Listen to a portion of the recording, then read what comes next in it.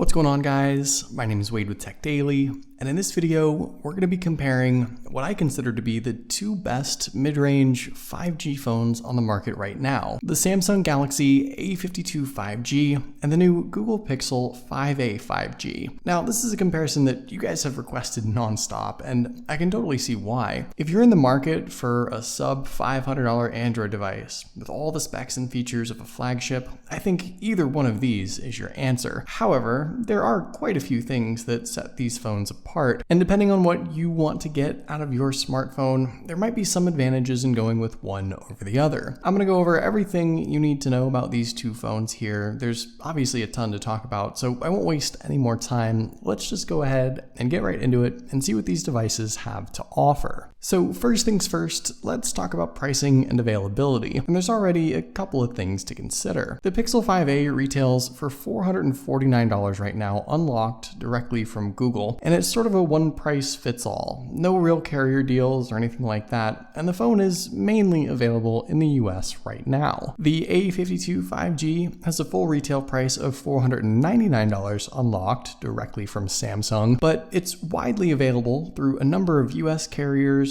and worldwide in Europe and Asia. So depending on your network and where you live in the world, you might see various carrier deals or other discounts. And actually, since this phone has been out for quite a while now, on places like Amazon, you can get it for a bit cheaper too. I've seen it fall below $450 at times. All in all, these phones are priced somewhat similarly, but depending on your situation, you might be able to find a specific deal or be stuck with one based on where you live in the world. But if you'd like to do some comparison shopping of your own, I will leave some links down below in the video description to where you can get both of these phones at their cheapest current prices. Physically, these two phones are kind of similar, at least at first glance, but there are a few things that set them apart. Size-wise, I think you can tell that the Pixel 5a is the smaller device. It comes in at 6.34 inches, while the A52 is a 6.5 inch phone. There's not a whole lot with regards to the borders and bezels all around on both phones, mostly all screen up front and very modern designs obviously. Side by side, you can see the main difference between the two phones is in height. The A52 is quite a bit taller than the Pixel, but they're about the same width. In the hand, I personally like the feel of the Pixel 5a. It's really just the perfect size for just about everyone. It's not a small phone by any means, but it's comfortable without needing to stretch. The A52 5G isn't the biggest phone Samsung offers either, but it's big enough, and I think it'll be a little tough to reach sometimes for some people. This is more of just a personal preference thing though, more than anything else. Around back, it might be hard to tell, but both these phones are basically made from the same material. There's plastic rear covers on both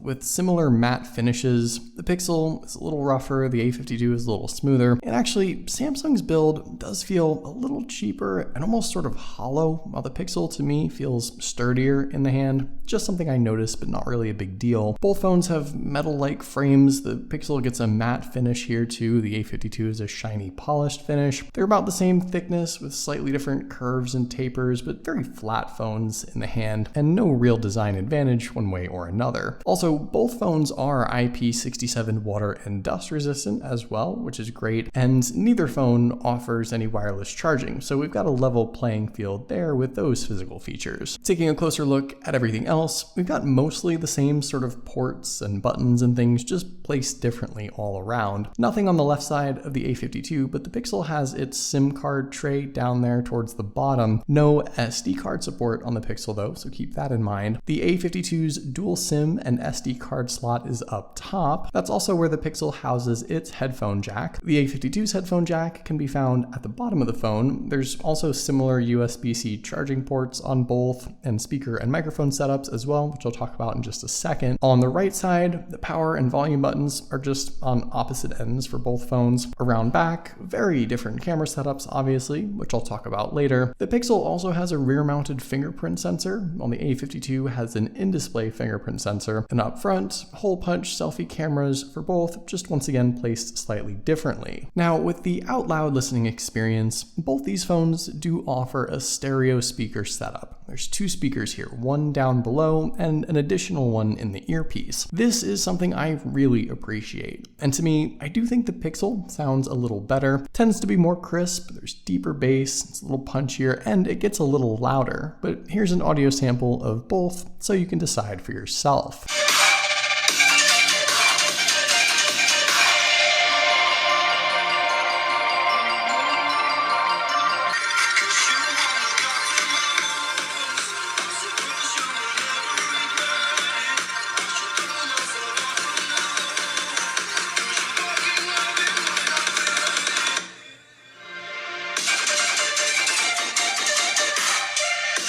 With the fingerprint setups, obviously we have 2 very different examples. The rear sensor on the Pixel has been offered for years now, and it's a very comfortable, very quick sort of setup that's easy to feel for and find. And I think there is a speed and accuracy advantage here in having this sort of physical setup. The in-display reader on the A52 is still pretty good. It's fast when you land right on the spot, but it's a little more inconsistent at times, which I think is expected. Overall, I'm just glad that they both have the fingerprint unlock as an option, but I think I personally prefer the Pixel setup here. Now, the A52 also has Face Unlock as an option, something Google does not offer, and this unlocking method is mainly what gets me into the A52 fastest. It's maybe not as secure, but it certainly is convenient at times. So let's now get into the important stuff. And to start off, I think we have to talk about the displays because there are quite a few things that set these phones apart here. The 6.34-inch screen on the Pixel 5a is a pretty solid OLED panel with HDR support. It comes in at a resolution of 2400 by 1080 and crams in some 415 pixels per inch. For its size, it's very sharp, and the OLED panel is plenty bright and colorful. On the other hand, Samsung's A52 5G offers a 6.5-inch Super AMOLED panel at a similar 2400 by 1080 resolution and 407 pixels per inch. And it too is just as sharp and as bright and as colorful, but the A52 has a few other advantages. First off, the display is covered in Corning Gorilla Glass 5. The Pixel gets Gorilla Glass 3. I also think that in certain instances, the A52's display is a little more colorful and a little brighter too compared to the Pixel, though they both do seem to max out at 800 nits, and I realize it's sort of hard to tell any real difference on camera here. The biggest thing that sets these phones apart though is the fact that the A52 5G gets a high refresh rate 120Hz panel. The Pixel 5a has just a 60Hz screen, and this is probably my biggest gripe with the Pixel overall. Nowadays, a ton of phones have at least 90Hz screens, which offer a fast, fluid, and ultra-responsive feel, but 120Hz on the A52 takes it even one step further. It's hard to explain, but if you've experienced a high refresh rate panel and a standard 60Hz screen side by side, you can see and feel the difference with every tap, touch, and swipe. And while the Pixel isn't slow by any means, the Samsung just feels more snappy and responsive. The A52 really has the trifecta of screen features,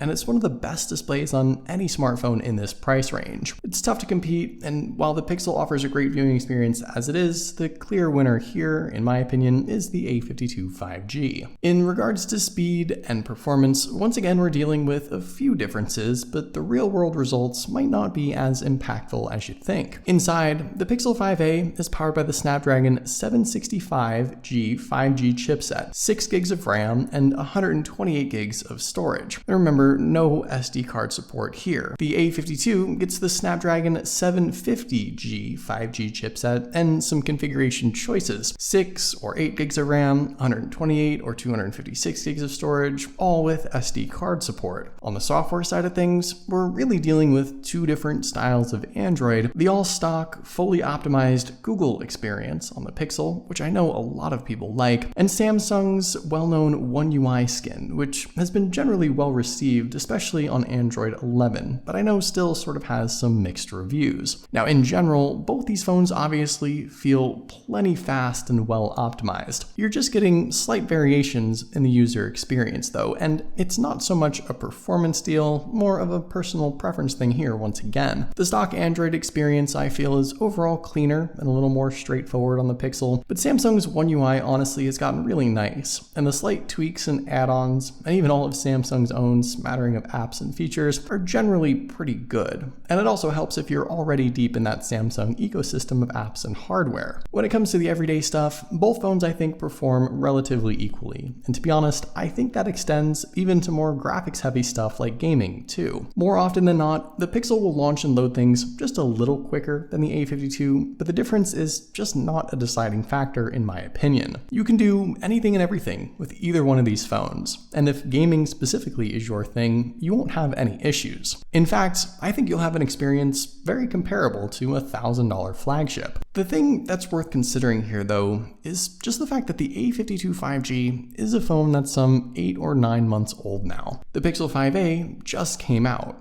And with that, I know some people maybe expected better specs overall, or at least something newer inside. The comparison we're making here really more than anything else is a just released phone versus a phone that's been out for some time. And with that, I'd almost want to say that these specs and internals are a slight disadvantage with the Pixel, considering what you're paying for, and when it was released, and what was expected. Still, there's no real advantage in going with one over another, but I think there's at least some consideration when you look at it that way. Now, powering these phones are actually pretty similar sized batteries, which seems a little strange given their size differences. And actually, the Pixel even has a slight advantage here. The 5a packs a 4680 mAh battery inside, while the A52 has a slightly smaller 4500 mAh. In the real world, and based on some other factors like screen size and additional specs, like the high refresh rate display, this is gonna equate to a little worse battery life on the A52 by comparison, but the difference here isn't going to be drastic. Maybe an hour or so less of screen on time with the A52 compared to the Pixel. Not a huge difference. It's definitely going to depend on your individual usage, but I think for longevity, the Pixel here does have an advantage. And with charging speeds, the Pixel maxes out at 18 watt support,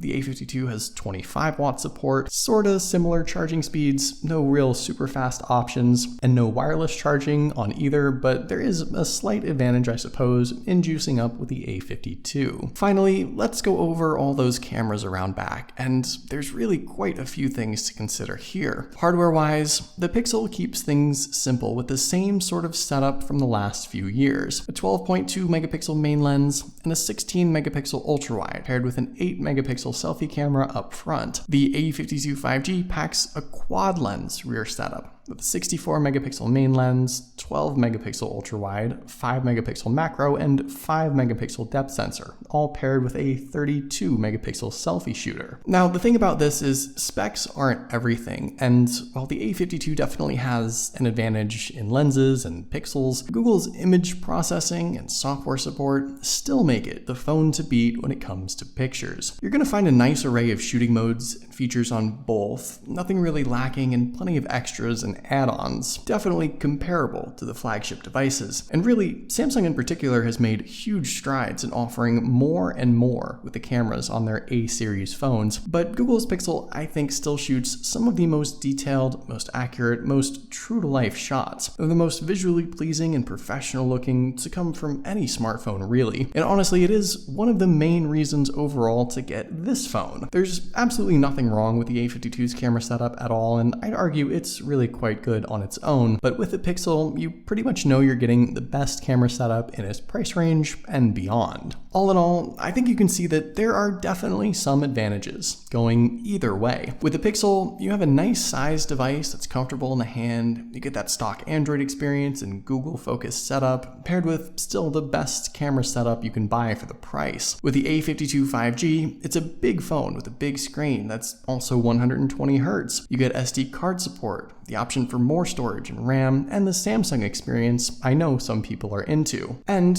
you can probably save some money snagging the A52 right now too. But what do you guys think? Which phone would you prefer? Let me know in the comments down below. I'd love to hear your thoughts, of course. Hopefully you guys did enjoy this video though. Be sure to follow TechDaily on Twitter and subscribe to the TechDaily YouTube channel if you haven't already, and I'll see you guys later.